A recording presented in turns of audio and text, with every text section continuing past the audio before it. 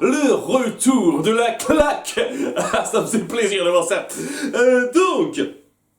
On va poursuivre pas mal de choses. C'est un épisode très sympathique. Honnêtement, je trouve qu'en termes de qualité globale, c'est un cran au-dessus de la saison 1 pour l'instant. On commence par Jon Snow, qui poursuit un petit peu sa mission d'éclaireur avec les autres pour tuer des sauvageons éclaireurs au service du roi d'Outre-Tombe, les sauvageons.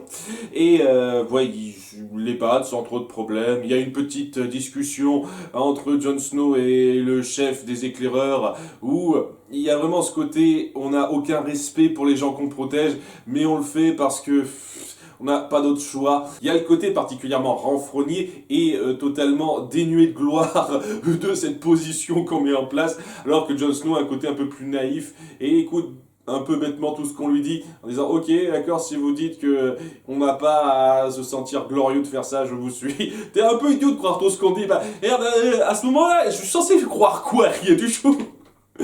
J'imagine que ça fait partie des nombreux trucs qui seront mis en place par rapport au fait que Jon Snow est encore jeune dans ce genre de choses et comprend pas très bien comment ça fonctionne. Mais c'est ça qui me plaît chez lui, honnêtement. Cette vision assez honorable, assez propre à la famille Stark. On sent vraiment ce côté honorable et miséricordieux de leur part. Et qui est déteint chez lui, ça a vraiment été un enfant pour Eddard, lui aussi, en dépit du fait que ce soit un bâtard, et j'ai beaucoup apprécié ça. Quoi qu'il en soit, ce sera assez appuyé dans la suite lorsqu'ils battent donc les éclaireurs sauvageons, et que la dernière survivante du lot, c'est une femme qui s'appelle... Ygritte, voilà, Ygritte. Je sais pas, je sens qu'elle va avoir une importance là, mais si ça se trouve non. Hein. Mais pour l'instant, elle est mise en avant dans le fait que ouais, c'est la seule survivante, on essaye de l'interroger, elle ne raconte pas grand chose, comme quoi juste que le roi d'Outre-Nord a des centaines de milliers de gens avec lui, et bon, ça confirme bien, parce que j'étais pas sûr à 100% que si vraiment les sauvageons et cette espèce de roi, etc., sont pas du tout... en lice avec les marcheurs blancs, c'est un autre sujet, un autre problème. Hein. Les problèmes s'accumulent et c'est pour ça que elle a un petit peu envie qu'on brûle les corps parce que sinon ils vont revenir à la vie. Et oui, en gros, ce qui dirige les marcheurs blancs, c'est un groupe de cadavres. Et à un moment donné, lorsqu'ils se rendent compte qu'elle peut plus rien leur offrir, hein, on peut plus trop l'interroger pour grand chose, on dit ok on va la tuer, et Jon Snow dit non, laissez-moi faire. Et alors, passage un peu con je trouve, de la part des autres, on dit ok on le laisse faire dans son coin, on part et on te laisse seul avec elle pour la buter. Personne va vérifier. C'est quelqu'un d'assez jeune qui a prouvé qu'il était encore un peu inexpérimenté dans cet environnement-là. On le laisse faire sans le surveiller. C'est incroyable, ça va mal tourner parce qu'il hésite, au point de pas trancher la tête de la femme. Parce que bon, il a jamais tué de femme avant. Et ça lui permet de s'échapper un petit moment. Jon Snow la poursuit pendant un petit moment dans les neiges du Nord. Il finit par la retrouver, mais à cause de ça, il est perdu. Et en recherchant son chemin, en essayant de retrouver les autres, il est perdu quand même, il ne les a toujours pas retrouvés. Et ça se termine l'épisode autour d'eux, lorsqu'ils doivent se poser pour la nuit, lorsqu'il dit on va pas faire de feu et je ne vois pas d'abri, donc on va devoir se poser là en pleine nuit dans le froid, mais c'est pas super. Et elles suggèrent d'utiliser leur chaleur corporelle, c'est ce qu'elles font, enfin c'est ce qu'ils font. Elles le taquinent un petit peu avec son derrière aussi celle-là, parce que c'est particulier aussi. Et ouais, ça se termine là. Donc, je sais pas, est-ce qu'on essaye de mettre en place une espèce de relation entre ces deux-là? Pour l'instant, c'était pas mal. Honnêtement, là, la petite relation entre deux, moi, c'était assez... ça passait bien. Ce côté où on est de deux univers un peu différents, mais la sauvageonne en question, Ygritte, n'est pas bêtement une grosse méchante, sans cervelle, etc. C'est pas mal, mais ça montre une fois de plus ce genre de conflit où tout n'est pas blanc, tout n'est pas noir. Et j'ai beaucoup apprécié ça, quoi. C'est un bon début de relation de personnage entre ces deux-là. Reste à voir comment ça sera poursuivi, mais j'espère que ça ira quelque part, parce que ça promettait pas mal. Alors, du côté de Daenerys, elle va, étant donné qu'elle n'a pas accepté l'offre de Xora, et je ne m'abuse, c'est comme ça qu'il s'appelle, ouais, de l'épouser, il dit ok, je vous donne rien, mais vous êtes quand même sous mon aile, je vous garde, etc. Et pas de problème. Il le vit plutôt bien, honnêtement. Je trouve qu'il le vit plutôt bien, le gars, hein, il le prend bien. Et elle part donc à la recherche d'autres moyens d'avoir des navires, et en allant notamment demander son aide aux vendeurs d'épices, en disant ok, j'aurais besoin de ça, je vous jure de vous repayer quand j'aurai pris le trône. Il dit ah non, vous le prendrez pas, vous n'avez que des rêves pour vous et vos beaux discours, mais j'ai vraiment aucune garantie, donc non. Il a ce côté un peu pragmatique et légèrement hautain, qui je trouve assez marrant, ce personnage, le vendeur d'épices. Je ne sais pas son nom là, mais je trouve qu'il passe très bien, quoi. Même il y a 2 épisodes de ça, dans un passage qui, je le redis, était mal foutu, je trouvais que sa personnalité arrivait à porter un petit peu la chose, à rendre la chose acceptable, parce qu'il a un côté assez marrant. Enfin bon, j'ai bien aimé sa répartie, et ouais, ça n'est pas allé très loin, quoi. On verra en ellipse, apparemment, qu'elle aura demandé à d'autres personnes, et personne n'était prêt à ça, sauf quelqu'un qui était prêt à coucher avec elle, enfin qui était prêt à lui en donner un navire si elle couchait avec lui. Et donc, non, elle a dit non, je ne vais pas vendre mon cœur pour ça. Alors que Xora lui dit, ouais, vous savez, mon Altesse, moi quand je suis arrivé, j'étais vraiment pas grand chose et j'ai dû faire des choses pas très propres, pas très pures pour arriver là où j'en suis, hein. On peut pas atteindre des sommets en étant pur tout du long. C'est très difficile, hein, c'est quasi impossible. Mais bon, c'est intéressant d'appuyer ça, comme quoi on atteint une position de pouvoir, rarement en étant quelqu'un de sage et de très noble d'esprit. Hein, et oui, en rentrant donc à la demeure de Xora, il découvre que énormément de ces gens ont été butés, dont la servante. Au passage, qui était avec elle. Alors, je sais pas si elle a été tuée ou juste assommée, mise inconsciente. Et ouais, ces dragons ont été volés. Et on montre une espèce de figure encapuchonnée à la fin qui emporte les bébés dragons au loin. Et je ne sais pas qui c'est. J'avoue que je ne vois pas qui techniquement on aurait pu faire ça, même s'il y a énormément de suspects, nous sommes d'accord, hein. Sérieusement, faut le redire, c'était pas l'idée la plus sûre du monde d'amener ces dragons dans cet endroit-là où ils seront convoités par presque tout le monde. Il y avait clairement moyen qu'ils soient pris. Si ça se trouve, je sais pas, c'est les non-mourants qu'on a vus il y a quelques temps qui ont fait le coup, j'en sais rien. Enfin bon, on aura une réponse par rapport à ça, je suis sûr qu'elle les retrouvera, etc., etc. C'était pas mal aussi, c'était une bonne progression de la chose autour de Daenerys et ses convictions qui sont mises à mal par le fait que oui, beaucoup de gens sont beaucoup plus pragmatiques qu'elle et ne veulent pas se contenter d'une simple promesse. Ça c'est sûr. C'était pas mal, et bon, un petit cliffhanger comme quoi ces dragons ont été volés, ben ça, ça va amener du conflit qui pourrait être intéressant. Bon, on passe donc à l'histoire principale une fois de plus, parce que oui, il y a vraiment un relan, un sentiment de sous-intrigue par rapport à ça. Hein. Désolé si j'en embête certains en disant que c'est de la sous-intrigue, mais pour moi, il y a ce côté intrigue d'à côté. C'est-à-dire que le noyau central, c'est quand même le conflit pour le trône de fer qui se passe au royaume des 7 couronnes. Là, pour l'instant, c'est des à côté qui se mettent en place sur plusieurs saisons, mais honnêtement, on se passerait de ça, on pourrait suivre tout de la même façon exactement tout ce qui se passe au niveau central, quoi. Mais ça ne veut pas dire une seconde que c'est mauvais, hein. C'est juste pour dire que voilà, ça met en place des choses et pour l'instant ça n'a pas d'incidence directe sur le coup sur l'intrigue centrale. En tous les cas, donc, on va poursuivre avec l'assiègement, le siège, oui, l'assiègement, ça ne se dit pas, le siège de Theon sur Winterfell, parce que oui, il a complètement viré connard fini, en fait, hein. J'avais une hésitation, est-ce qu'il fait ça pour le bien des Greyjoy ou le bien des Stark? Oui, c'est pour les Greyjoy, c'est pour son honneur à lui. Il sait qu'il va avoir du galon aussi, il conquiert Winterfell.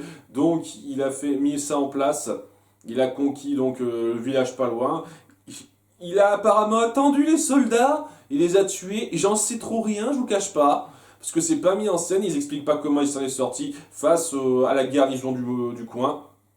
Qui, je rappelle, était de 200 hommes, hein, d'après ce qui est dit. Mais apparemment les 200 hommes s'en sont pas sortis. Et ouais, c'est montrer en ellipse ça. Et ouais, pareil, on passe direct à Winterfell qui est assiégé par Theon et ses hommes. Voilà, du coup, sans tradition, sans rien, c'est un petit peu bizarre, ça fait un peu rapide pour moi quand même, je vous cache pas, c'est le petit détail, le petit défaut qui me gêne. Enfin bref, on commence sur le maître du coin qui envoie un message qui sera reçu par Robb et Catelyn plus tard. Avant de se faire capturer, avant que tout le château, toute la demeure soit capturée, et donc Theon force Robb à lui vouer allégeance, sinon il tuera les siens. On sent que Theon a ce côté, il veut le pouvoir, moi, ça a été bien appuyé par rapport à avant, mais par rapport à avant, au moins il y avait on mettait un peu en place le côté un peu dramatique de sa situation, mais là maintenant, je vous cache pas que vous l'avez fait descendu à un niveau qui le rend pas particulièrement rachetable. Je pense que là il est foutu, hein, irrécupérable. Hein. Je vois mal ce personnage se récupérer avec ce qu'il fait, puisque bon, il force un peu le peuple de Winterfell à lui obéir. Et à lui dire, ouais, c'est moi votre prince, ne m'appelez pas seigneur, mais appelez-moi prince, je suis prince Theon maintenant, appelez-moi prince, s'il vous plaît. Il veut absolument la reconnaissance, ce type, et il finit même par tuer le maître d'armes qu'on avait vu à plusieurs reprises dans les épisodes précédents, qui apparemment lui a enseigné l'art du combat. Hein, après qu'il a été capturé parce qu'il lui a manqué de respect en disant oui, si Ned Stark aurait honte de toi, qu'est-ce qu'il penserait s'il te voyait. Il y a vraiment un manque de respect, on voit qu'il le voit de haut après avoir trahi les Stark, et c'est compréhensible. Et pour ne pas passer pour un faible et en étant influencé par son second, il décide de l'exécuter en place publique. En dépit des supplices de Bran qui ne veut pas. Mais il est obligé de le faire, enfin il est obligé, il le fait, voilà. Il le fait. Et on voit aussi que c'est pas qu'une tête se coupe pas comme ça à coup d'épée, quoi, il est obligé s'y mettre à plusieurs coups et après de faire tomber la tête avec un coup de pied. On voit le côté super violent de la chose qui est très particulier, c'est super sanglant, c'est pas propre du tout. C'est assez fort par rapport à ça. Et on a notre mort obligatoire, hein, importante, qui survient à cet épisode, avec ce personnage qui était, ma foi, Roderick, c'est ça. Du peu que j'avais vu, on sentait que c'était quand même quelqu'un qui affichait bien son expérience, un bon acteur. Je remarque qu'on a beaucoup plus souvent des types bien qui se font tuer, bon, à un certain degré, hein, parce que bon, des fois, ils sont bien en étant pas toujours super bien, et des fois... Quelques rares fois, on a des trous ducs, genre Viserys, mais vraiment, ouais, c'est majoritairement des gens qui sont plus gentils que méchants, hein, qui se font buter dans ces trucs-là. Et j'espère, je sais pas, peut-être qu'un de ces quatre, on renverse la vapeur un petit peu, parce que...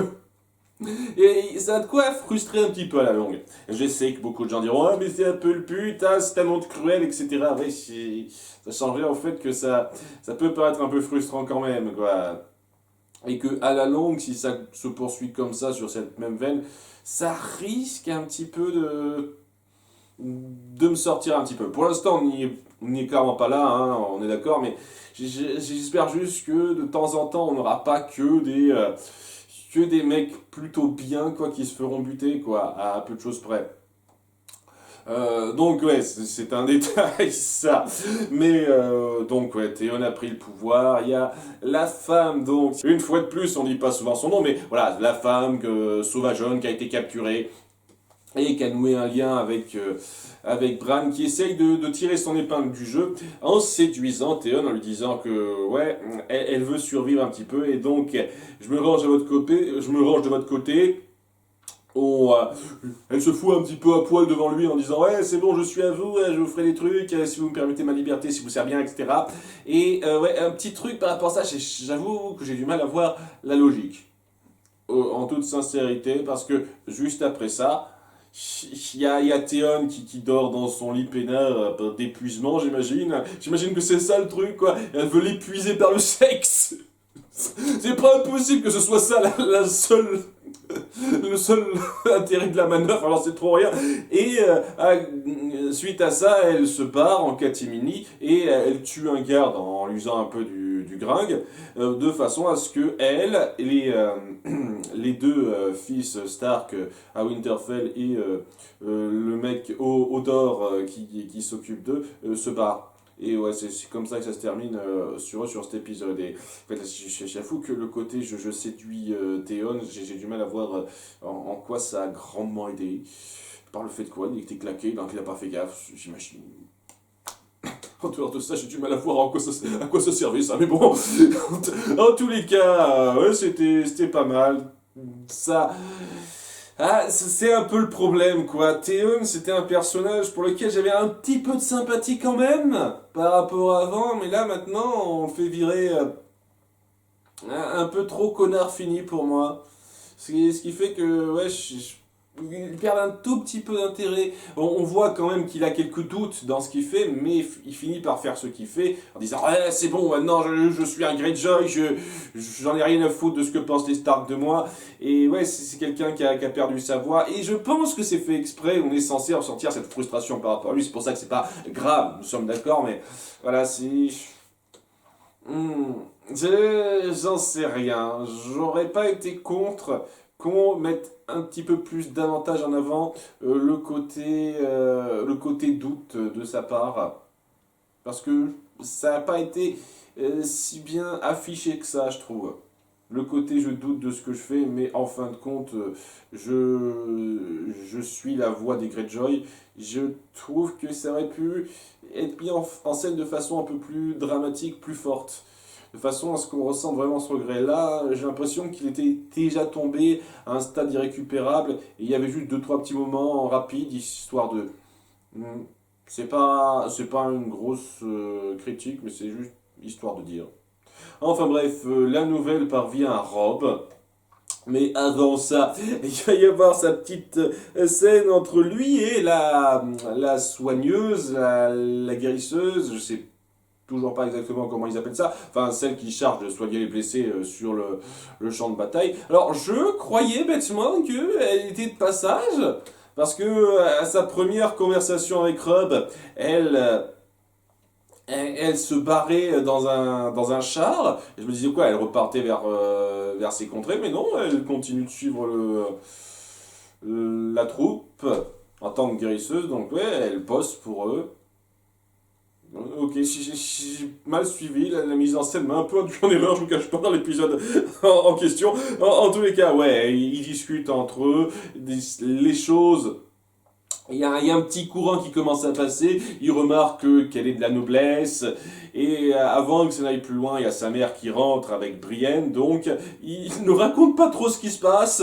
Bon, j'imagine qu'il a eu vent de ce qui s'est passé, Robb, donc elle n'a pas eu à lui expliquer grand-chose, parce que la seule chose dont elle lui fait part en revenant, Kathleen, c'est « Ok, tu sais que tu es promis à une autre fille, on a mis ça en place dans la saison 1, et ben, ouais, je n'ai pas oublié, donc ouais, ça va être mal barré, hein, faut pas trop d'espoir avec elle. Donc ça promet un peu de drame sentimental et je sais pas, ça peut être bien géré ou mal géré, nous verrons un petit peu ce que ça donnera par la suite. Quoi qu'il en soit, le plus important quand même, c'est qu'ils apprennent la nouvelle de la traîtrise de Théon.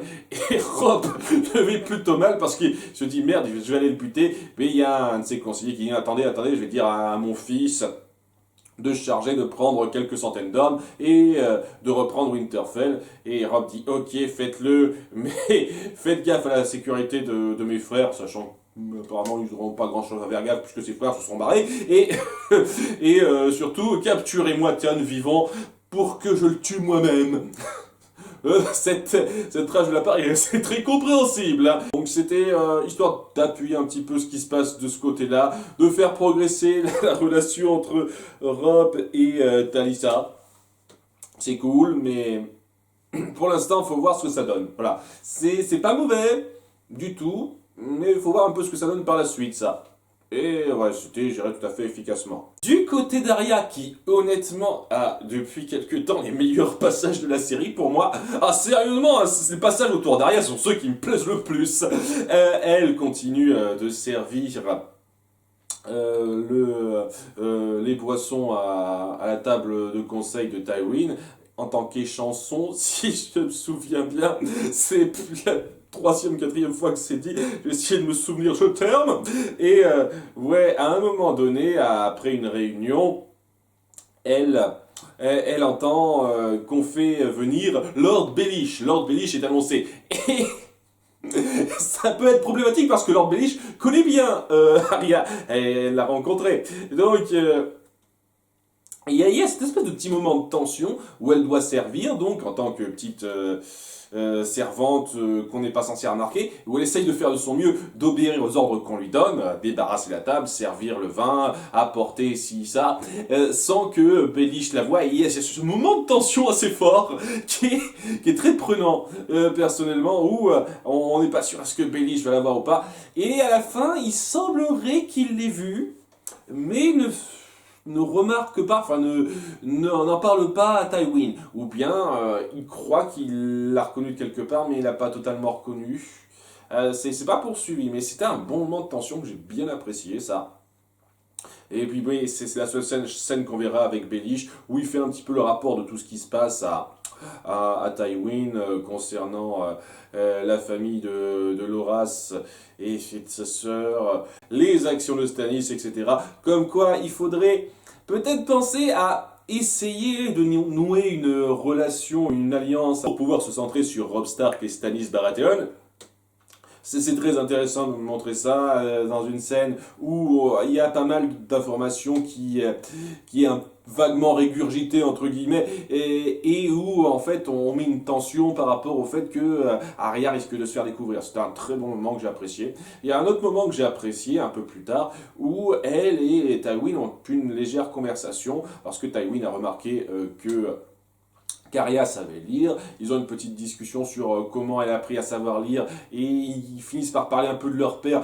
Arya, bien entendu, parle pas de son vrai père, évidemment, et Tywin finit par parler du sien après une question un peu audacieuse d'Arya, comme ça. Et c'est un truc très intéressant, on sent que Tywin a une légère considération pour Arya, et on sent que Arya aussi semble avoir une très légère considération pour Tywin, même si je pense pas que ça, ça jouera un rôle super important pour décider quel sort elle voudrait lui réserver, je pense pas non plus, mais ouais, on sent qu'il y a une espèce de début de petit quelque chose entre ces deux-là qui se fait, qui est très intéressant, étant donné que Arya devrait détester ce personnage, et si Tywin savait qui était Arya, et ben, il la traiterait clairement pas comme ça. Et donc, c'est très intéressant. C'est très intéressant la petite relation rapide qu'on fait entre ces deux-là. Je trouve ça très, très sympa. Il y a un moment que j'ai trouvé un petit peu gros quand même, j'avoue. Qui gâche un petit peu ce passage-là, où en fait Arya voit une lettre qui concerne Robb Stark parmi celles que Tywin a reçues. Lettre qui est déjà un peu ouverte, donc Tywin l'a sans doute déjà lue, normalement, et elle décide de shipper cette lettre pour savoir un petit peu ce qui se passe, et après avoir su ce qui se passait, sachant qu'elle peut un petit peu rien faire d'elle-même, faut dire, elle décide de paniquer un petit peu et de courir dans je sais pas quelle direction pour je sais pas quoi faire.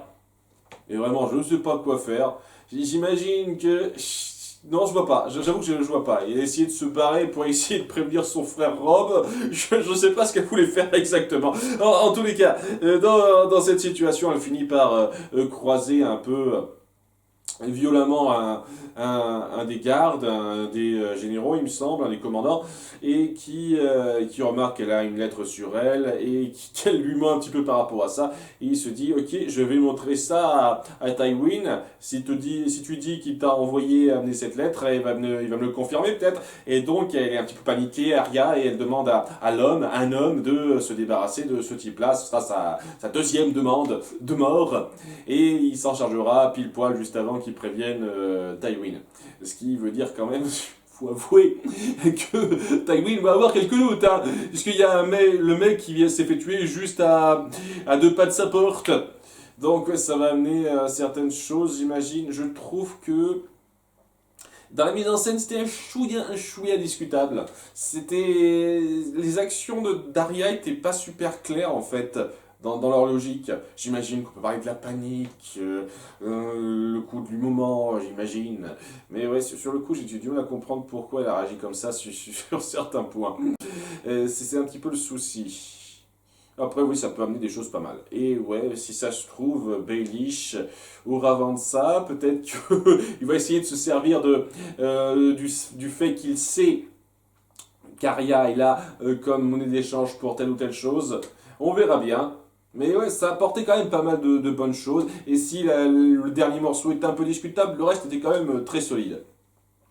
Reste plus qu'à parler de ce qui se passe à Port-Réal avec la famille royale, où donc il y a la fille de Cersei, la sœur de Geoffrey, qui est envoyée épouser, j'imagine, celui dont ils ont parlé lorsqu'il a fait sa petite ruse, Tyrion. Alors je sais pas quoi, il avait balancé 3 noms à différents hasards. Si le traître qui balance les infos à la reine avait été quelqu'un d'autre, il l'aurait marié à 7 autres personnes.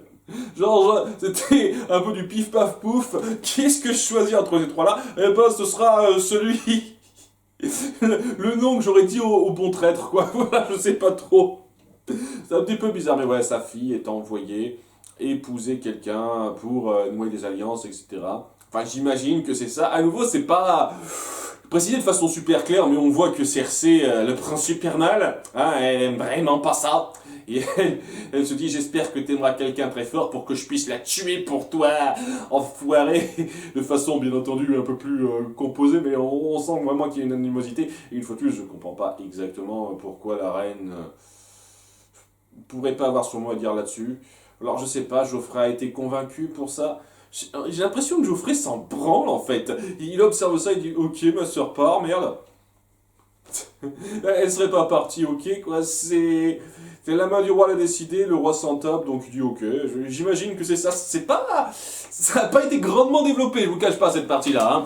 Ce qui est le plus intéressant quand même là-dessus, c'est lorsqu'ils reviennent de cette cérémonie où la princesse part et où ils sont très très très très mal accueillis par le peuple qui gueule dessus le pouvoir en place et qui se disent merde, c'est cette royauté qui nous gère mal, qui nous permet pas d'avoir à manger à cause de cette guerre qui est mise en place en partie, et ben on en a marre et c'est l'émeute, l'émeute où tout le monde s'attaque à tout le monde, on essaye de s'en prendre au roi, et donc toute la royauté doit se protéger derrière les gardes, dont le limier qui est encore présent, oui je sais il est présent depuis l'épisode 2 celui-là, j'en parle assez peu souvent parce que c'est un peu le personnage qu'il a sans se faire remarquer, en dépit du fait qu'il a une gueule un peu cramée, mais oui, j'avoue quand même qu'il a une légère présence, hein, de par son statut et son air, et là je trouve qu'il brille bien dans le fait qu'il obéit un peu à son devoir de protéger le roi,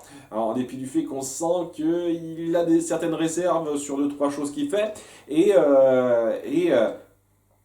face à la foule, face aux gens qui n'arrêtent pas de s'attaquer à tout le monde et cette espèce d'émeute qui se crée où notre famille royale doit se barrer vite fait avant de se faire étriper, il y a tout le monde qui parvient à être ramené au château, sauf Sansa. Et Geoffrey qui se met à gueuler « Ah, je vais tous les faire tuer, ces enfoirés, c'est moi le roi, le roi, le roi !»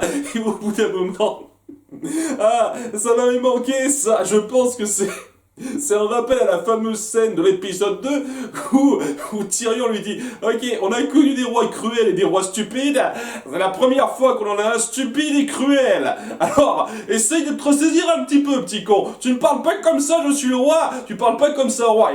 Et là, je viens de gifler le roi, tu vas faire quoi? Tu vas exécuter ma main, connard ?»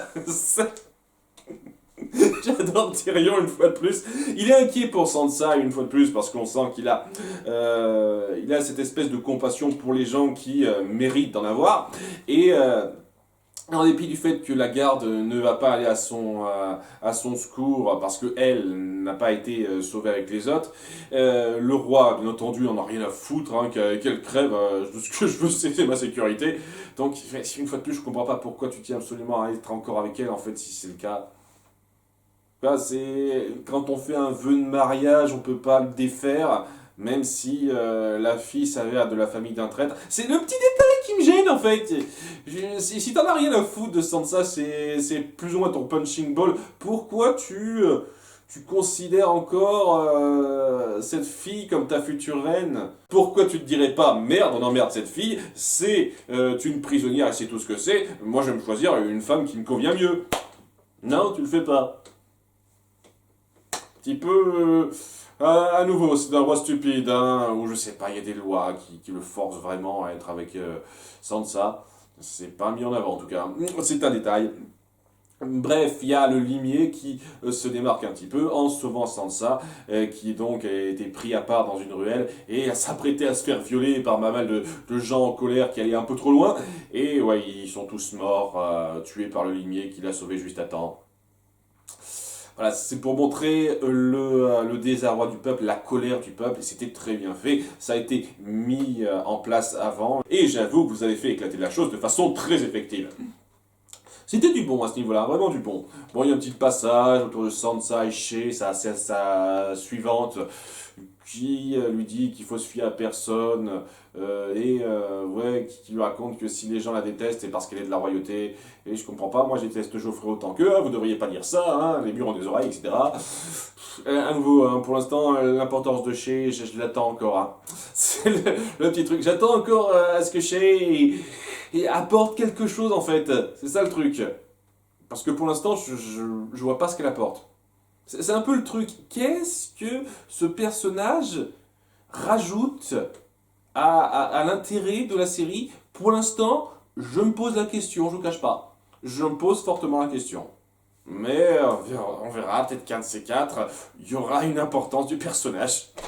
En tous les cas, c'était un bon épisode, chouïa moins bien que le précédent, mais quand même bien foutu. Il y a quelques mises en scène assez perfectibles, mais le reste passait très bien, notamment autour de Tyrion, que j'ai adoré.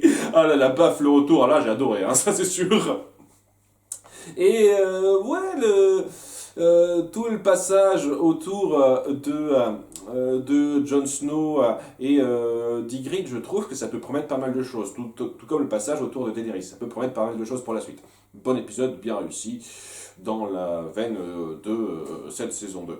A bientôt pour l'épisode 7, bye.